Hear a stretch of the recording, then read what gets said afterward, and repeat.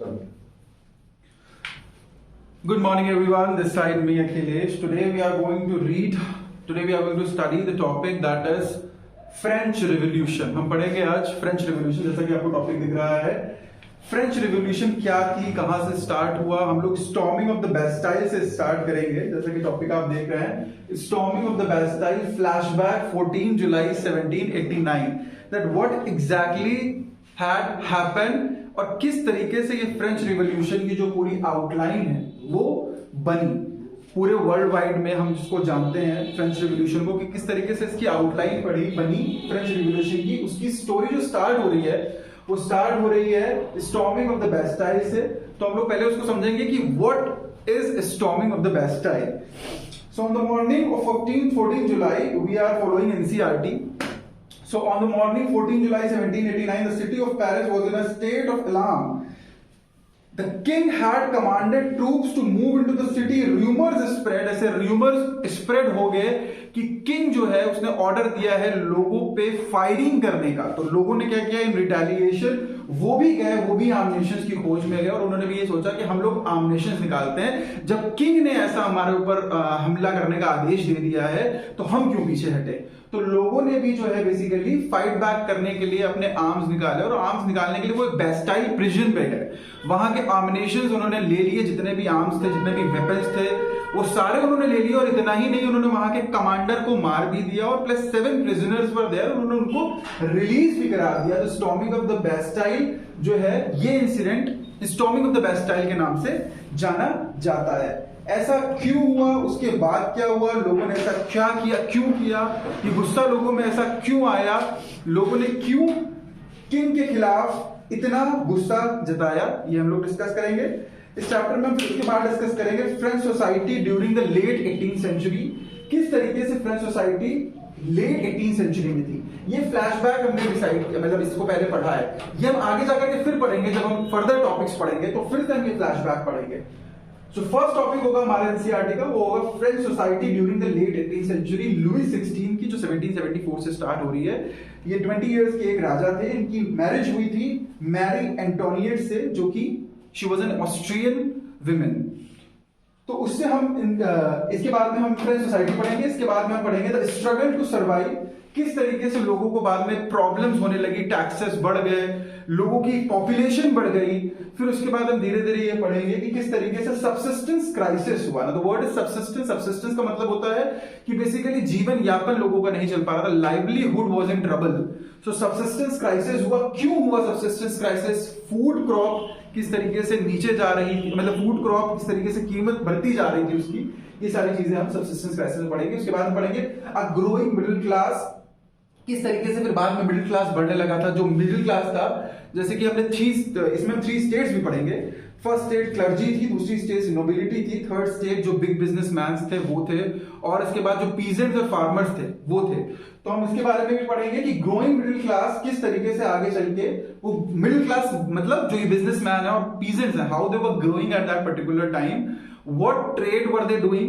These all things we are going to read in this topic. इसके बाद कुछ philosophers they started developing, they started coming out with their thoughts like Rousseau हो गए, Montesquieu हो गए. Montesquieu ने हमें अपनी स्पिरिट ऑफ लॉस की बुक में सेपरेशन ऑफ पावर्स की थ्योरी बताई थी, जिसमें उन्होंने जुडिशरी, एग्जीक्यूटिव और लेजिस्लेटिव के बारे में बताया था.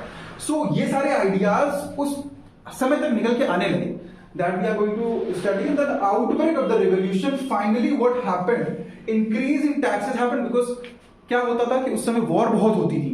ठीक है, फ्रांस की डायरेक्ट जो है दुश्मनी थी वो ब्रिटेन से थी. तो ब्रिटेन और फ्रांस का 7 इयर्स वॉर भी हुआ था 1756 से लेकर 1763 तक, जिसमें कि फ्रांस की हार हुई थी.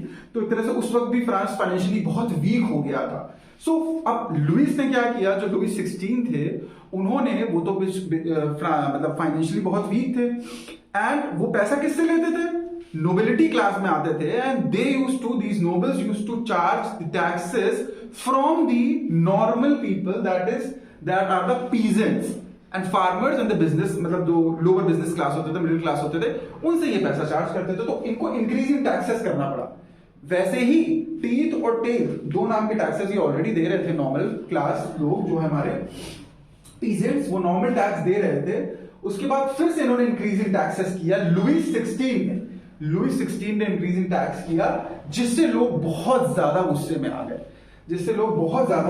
गए, और उन्होंने कहा, और 1 मैन 1 वोट की पॉलिसी चलती थी।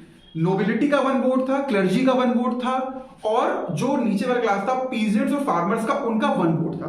तो peasants and farmers were in 600 numbers and the nobility and the clergy were in less numbers. So people, peasants, farmers, जो थर्ड स्टेट के लोग थे, उन्होंने ये कहा कि भैया हमें क्यों 1 वोट की कैटेगरी मिली, बल्कि हमारे नंबर भी ज्यादा है।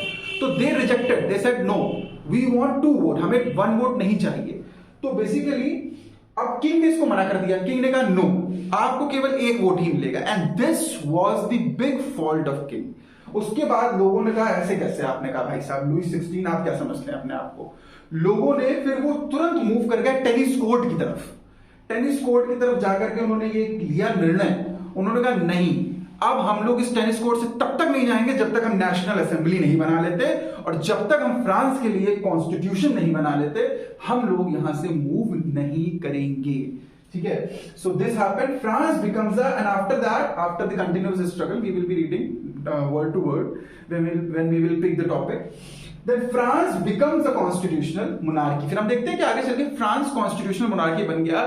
फ्रांस के जो थर्ड स्टेट के लोग थे, उन्होंने किसी ना किसी तरह से फ्रांस को कॉन्स्टिट्यूशनल मोनार्की बनने में मदद करी, और बेसिकली अब जो है किंग लिमिटेड हो गया था। किंग जो है धीरे धीरे आकर के लिमिटेड हो गया था, उसके पास पावर जो है वो लिमिटेड हो गई थी।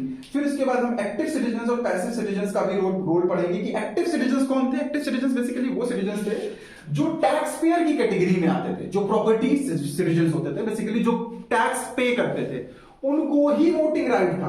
पैसिव सिटीजन्स को वोटिंग राइट नहीं था। ये भी हम पढ़ेंगे क्यों था ऐसा, ये भी पढ़ेंगे।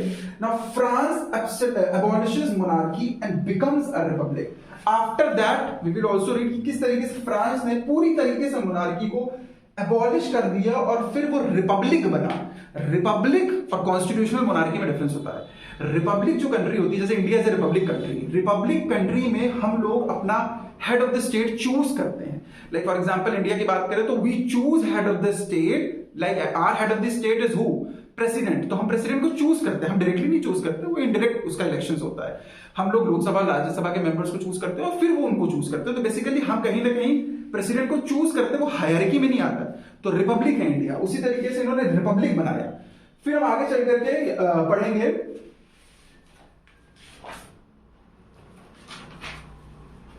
मैक्सिमिलियन रॉब्सपायर के बारे में, जो कि सबसे पहले जो है फ्रांस के कन्वेंशन जिन्होंने लाया, सबसे पहले जो है वो रिपब्लिक हेड बने। फिर उन्होंने भी एक बहुत बड़ा टेरर चालू किया, रेन ऑफ टेरर जो है उन्होंने लाया। बेसिकली रेन ऑफ टेरर में उन्होंने उन लोगों को मरवाना चालू कर दिया। एक आपने देखा होगा, बहुत वीडियोस में देखा होगा कि एक ऊपर से ब्लेड आती है और वो सर काट देती है। तो बेसिकली रेन ऑफ टेरर जो है वो इन्होंने चालू किया, किसने? मैक्सिमिलियन रॉब्सपायर ने। तो मैक्सिमिलियन रॉब्सपायर भी इन्होंने इतने ज्यादा कत्लेआम करना चालू कर दिए नोबल्स के और क्लर्जी के, कि बेसिकली आगे चल के लोगों ने इनको खुद ही उस सजा का वो बना दिया। और ये गुलिटन, उस सजा को गुलिटन बोलते थे। तो बेसिकली उनको खुद को गुलिटन अपनाना पड़ा, उनको खुद को ये सजा सुना दी गई, गुलिटन सजा। आगे चल के वो भी हम पढ़ेंगे। फिर उसके बाद इनका भी कुछ नहीं हो पाया। फिर लोगों को लगा नहीं, डायरेक्टरी रूल्स फ्रांस, मतलब हम एक ऐसी डायरेक्टरी बनाते हैं जहां पे हम एग्जीक्यूटिव बनाएंगे, एग्जीक्यूटिव के 5 लोग होंगे जो कि उसको बनाएंगे। तो बेसिकली वो एक डायरेक्टरी बनी।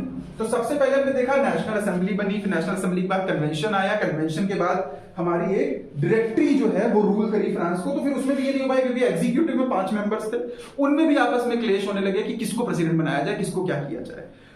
फिर उसके बाद क्या हुआ, आखिरी में आता है नेपोलियन, क्योंकि उसने देखा इतनी सारी अस्त व्यस्तता चल रही है, इनकी सरकार तो वैसे भी हिली हुई है, इसका फायदा उठाते हैं। तो Napoleon was a military commander. आप देख रहे होंगे अपने बुक में, घोड़े पर सवार होकर के एक आदमी आ रहा है फ्रांस की ओर, because he is seeing lot of opportunities in France and he was very hopeful and he ruled also. So Napoleon ने अपना राज स्थापित किया। फिर से हम देखेंगे नेपोलियन के आने के बाद फिर से लुई 16 की फैमिली वापस आ जाती है, इनके बच्चे वगैरह। तो आप देख रहे हो ये एक तरह से फिशस सर्किल है, कहां से चालू हुआ था कहां गया। मोनार्की आई, कॉन्स्टिट्यूशनल मोनार्की आई, उसके बाद रिपब्लिक हुआ, फिर नेपोलियन आया, फिर से लुई 16 की फैमिली आई, फिर बाद में जाकर के फ्रांस कहीं 19th सेंचुरी में जाकर के रिपब्लिक हुआ। So this is it in today's video. Hope you all have enjoyed. Thank you so much.